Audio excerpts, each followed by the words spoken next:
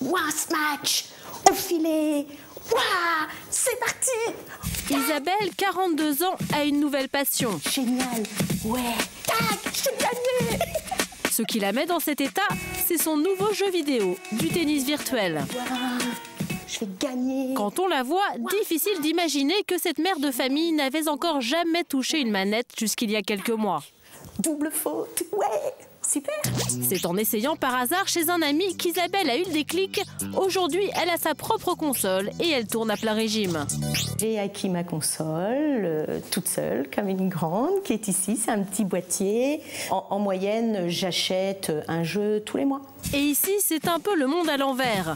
Pendant qu'Isabelle se défoule devant l'écran, c'est Philippe, son mari, qui fait la cuisine. Moi, les jeux vidéo, c'est pas trop mon truc. Moi, je préfère franchement la cuisine. C'est bien pour ceux qui veulent s'exciter derrière une manette, mais voilà, moi, je préfère être tranquille. Aujourd'hui, Philippe prend les choses avec le sourire, mais au début, il a été plutôt déconcerté. Je la sentais pas du tout faire des jeux. Isabelle est déjà dans un âge certain, et qu'à son âge, si tu veux, en principe, on joue pas aux jeux vidéo. On fait plutôt la cuisine. Il a beau jouer les matchs chauds, en bonne patte, Philippe a fini par s'adapter à la nouvelle passion d'Isabelle. Tout comme Aline, leur fille de 24 ans, et son frère Julien, qui va jusqu'à lui acheter les dernières nouveautés. Ah non, pas en pleine partie. Ah, mais salut, qu'est-ce que c'est que ce truc? J'ai un cadeau.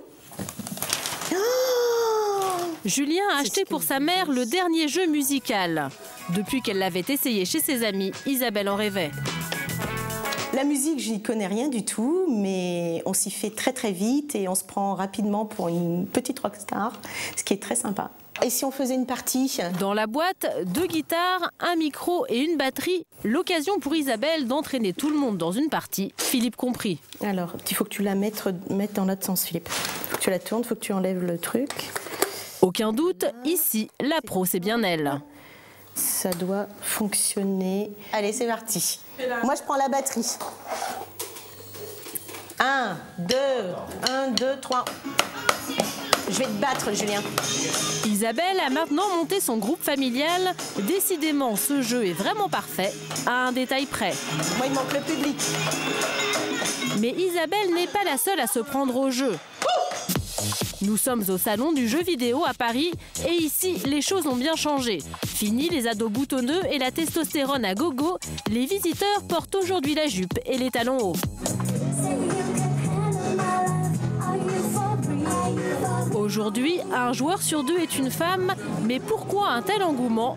L'organisateur du salon a bien une explication. Je crois qu'un certain nombre de fiancés, de copines et d'épouses en ont eu marre de voir leurs amis jouer entre eux et de dîner de leur côté. Et maintenant, il y a des jeux vidéo pour garçons comme pour filles, des jeux vidéo conviviaux. Tout le monde peut s'amuser, qu'on soit fille ou garçon. Et là aussi, il y a du changement dans l'air. Jusqu'à présent, les jeux destinés aux filles étaient assez réducteurs. Fitness, chant, danse, les femmes ne se sentaient pas toujours concernées.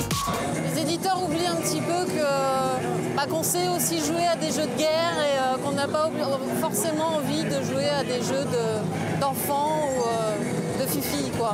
Mais ça, c'était avant. Aujourd'hui, la révolution est en marche. Voici ce qui nous attend. De nouvelles héroïnes spécialement conçues pour plaire aux femmes. Sexy mais pas trop, talons hauts, corps de rêve, mais aussi lunettes de vue pour plus de réalisme. La personnalité de Bayonetta a été vraiment travaillée pour coller aux personnalités des femmes modernes. En clair, une femme de caractère, forte, indépendante et glamour à la fois, ça ressemble plus au profil de la femme idéale qu'à la réalité. Mais peu importe, les principales intéressées semblent réceptives. L'héroïne, elle est intelligente et qu'elle n'est pas trop caricaturée. Je pense que ça peut plaire à pas mal de femmes qui peuvent se défouler pas mal là-dedans. Une offre de plus en plus riche, de nouvelles façons de jouer plus conviviales. Pour les femmes, il n'en fallait pas plus pour succomber. Audrey s'est mise à jouer il y a quelques mois. Ce soir, elle a mis son fiancé dehors pour une soirée un peu particulière. Ah, les voilà. Salut! Bon, allez, ça y est. Les invités, ce sont ses copines. Une fois par mois, elles se retrouvent pour une soirée jeux vidéo entre filles, formellement interdite aux hommes. Nos maris, eux, de leur côté, font aussi des choses qui leur plaisent entre eux. On s'amuse, on se défoule un petit peu et puis comme ça, quand on rentre chacun chez soi, nous sommes calmés. Vas-y, Carapace! Calmer, c'est vite dit. Ici, l'ambiance est plutôt déchaînée. Ouais, attends, merde. J'étais première. Les filles ont choisi un jeu de voiture, mais pas question de s'asseoir sur leur féminité pour autant. C'est moi. C'est moi, je suis la princesse. Je maintiens un certain standing avec ma princesse en cabriolet. Là, je ne peux pas. J'ai les cheveux dans les yeux, le diadème qui tombe. Mais quand il s'agit de gagner des points, les filles sont impitoyables. Attends, yes, T'es troisième. Je suis deuxième, médisante. Ces soirées jeux vidéo, c'est aussi l'occasion de découvrir de nouvelles facettes de la personnalité de ses amis. On ressent bien les caractères qui ressortent entre celle qui est un petit peu plus mauvaise joueuse, celle qui au contraire est bonne patte, donc c'est plutôt assez drôle. Moi je suis mauvaise joueuse. Normalement je peux vous rouler dessus. Attends, oui mais c'est parce que t'es dernière. Non mais t'es... Oui, vas-y, balance sur moi.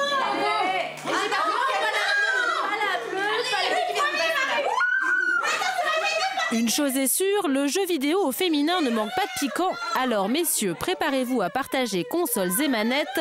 Désormais, les femmes sont de la partie.